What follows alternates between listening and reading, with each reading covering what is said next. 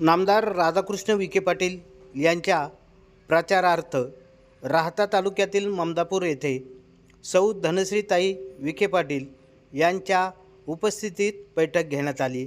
यावेळी त्यांनी लाडकी बहीण योजना सरकारने चालू केल्यामुळे महिलांची दिवाळी गोड झाली असल्याचे मत व्यक्त केले आहे। त्यांना प्रचंड बहुमताने या ठिकाणी साहेबांना विजयी करायचे आणि सर्वांनी महिलांनी सुद्धा घरी घरी जाऊन प्रचार करावा अशी मी त्यांना सर्वांना विनंती करतो। आपले जे महिला आहे कमी आमच्या घरातलं 50 मतदान आहे आणि ग्रुप आहे जितके इथे जमलेले हे 50 75 ग्रुप आहे गावामध्ये।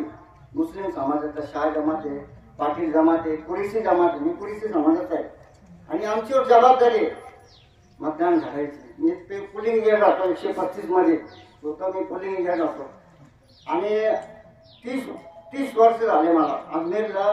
मी दरवर्षी जातो मी आणि आज इतकी खुशी झाली मला का महिला जे गरीब महिला होते ते अजमेर पाहिला ते मी आणि 30 वेळेस मी अजमेरला गेलो आणि नामदार साहेबांनी महिलाला गरीब महिलांना अजमेरला पाठवला। एकदा तिथेच त्यांनी शपथ घेतली का मी नामदार साहेबालाच मतदान करणार आहे कमांडला। सांगितलं ते इतके खुश झाले ते की बाळा झालेली एक मुलगी तिच्या पहिल्या दिवसापासून तर अगदी वयस्कर आजीपर्यंत त्यांनी आपल्यासाठी चांगल्या योजना बनवून ठेवलेल्या आहेत।